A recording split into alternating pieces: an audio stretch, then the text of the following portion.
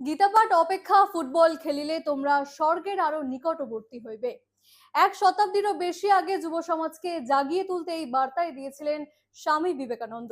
নমস্কার, news pole বাংলায় আপনাদের সাথে রয়েছি আমি বিজয়তা। শক্ত শরীর, ধীর মন আর নির্ভীক হৃদয় ছাড়া যে আত্মশক্তির বিকাশ অসম্ভব, সেটাই বোঝাতে চেয়েছিলেন তিনি। স্বামীজির 163তম জন্মবার্ষিকীতে সেই দর্শনকে সামনে এনে বিশেষ ভিডিও প্রকাশ করলো কলকাতার নাইট রাইডার্স। চলুন দেখিনি সেই ভিডিওটি।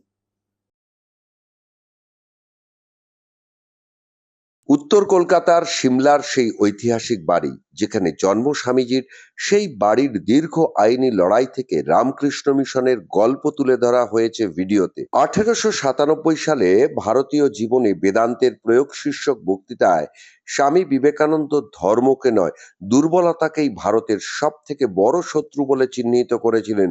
তার মূল কথা ছিল, দুর্বল মানুষ কখনো ধার্মিক হতে পারে না, প্রথমে শক্তিশালী হও, তারপরে ধর্ম। তিনি স্পষ্ট করে বলেছিলেন, আমরা দুর্বল, অতি দুর্বল।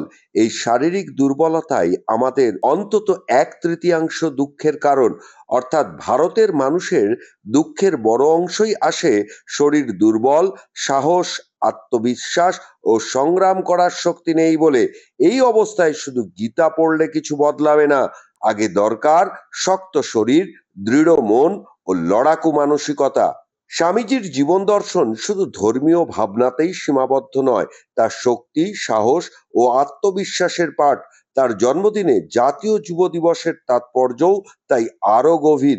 কেকেআরের বার্তাও একটাই, শক্ত মন আর নির্ভীক হৃদয়। এটাই স্বামীজির অনুপ্রেরণা। Bureau report, News Pole Bangla.